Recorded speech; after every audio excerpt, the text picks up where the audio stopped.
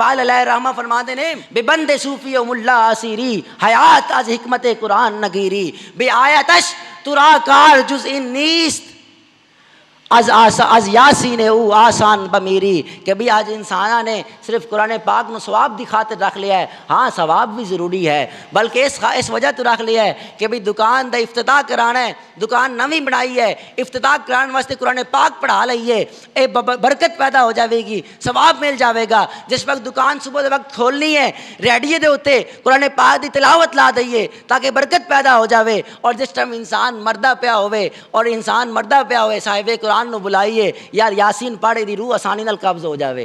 نے قرآن صرف اسی اس واسطے بنا لیا ہے اے ثواب دی خاطر. ہاں ثواب ضروری ہے, ثواب اچھا ہے, لیکن جس مقصد واسطے قرآن پاک نو اللہ رب العزت نے بھیجا سی کہ بھی یہ انسان پڑھن, میرے حبیب دے امتی پڑھن, اے ساری دنیا دے حکومت کرن.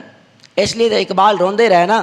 اقبال فرما دے کہ بھائی میں یورپ گیا, اتھے ویکھیا کہ بھی ساڑی کتاباں ساڑی آبا و اجداد دی کتاباں انہاں دی لائبریری وچ پئیاں ہوئیاں نے, لیکن آندھنے میں نے رونا آ گیا مگر وہ علم کے موتی کتابیں اپنے آبا کی جو دیکھی ان کو یورپ میں تو دل ہوتا ہے سی پارا.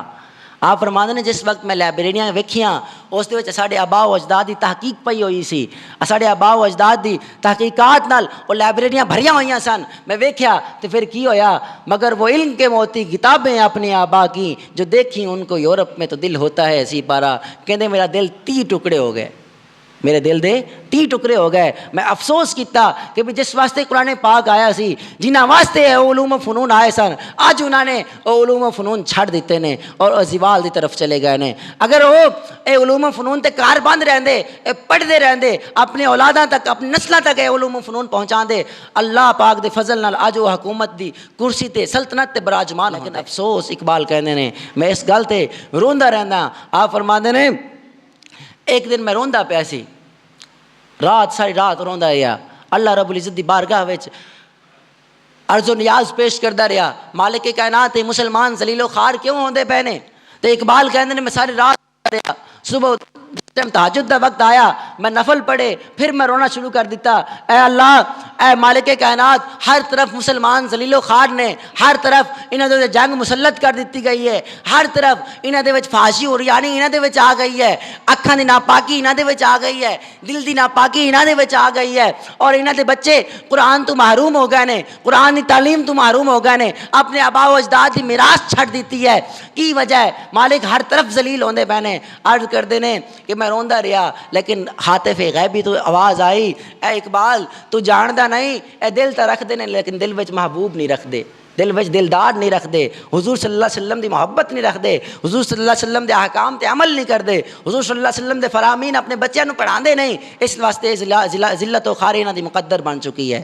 وہ لوگ بھی سن جنہاں نے اسپین دا نقشہ بدل کے رکھ دیتا سی, وہ مسلمان ہی سن. جنہاں نے افریقہ دا نقشہ بدل کے رکھ دیتا سی, جنہاں نے ہندوستان دا نقشہ بدل کے رکھ دیتا سی, وہ سلطان محمود غزنوی ہی سی, اور سلطان شہاب الدین غوری سی جنہاں نے ہندوستان میں حکومتاں کیتیاں نے, اور سلطان تغرل سی جنہاں نے سلجوق حکومت بنائی سی. وہ سارے سلطان ہی سن, وہ مسلمان سن, انہوں نے علوم و فنون تے مہارت حاصل سی. اس واسطے اللہ رب العزت نے انہوں نے بلندی اور رفعت دیتی. قرآن پاک اصل غور و فکر دی دعوت دیندا پیا ہے کہ بھی قرآن پاک پڑھو اور اس دے معنی تے غور و فکر کرو, تدبر کرو, پھر تدبر کر کے اپنی ذات تے اپلائی کرو اس چیز دا. لیکن آج اسی چھڑ دیتا ہے.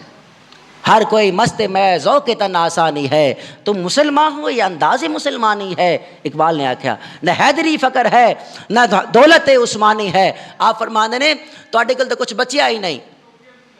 او انسان, او صحابہ کرام اگر انہوں نے کچھ ہوندا بھی نہیں سی نا, ایک ٹائم دے کھانا بھی نہیں ہوندا سی, لیکن پھر بھی اللہ رب العزت دا شکر ادا کرتے سن کہ بھائی سانو اللہ رب العزت نے علم عطا کیتا ہے اور ساری دنیا دے اوتے حکومت عطا کردا پیا ہے اس علم دی بدولت. فرماندے نے ہر کوئی مست میں ذوق تن آسانی ہے, تم مسلمان ہو یہ انداز مسلمانی فقر ہے نہ دولت عثمانی ہے, تم کو اسلاف سے کیا نسبت روحانی ہے. وہ معزز تھے زمانہ میں مسلمان ہو کر, تم خار ہوئے تارک قرآن. جس ٹائم سے چھڈیا سے ذلیل ہو گئے ہیں.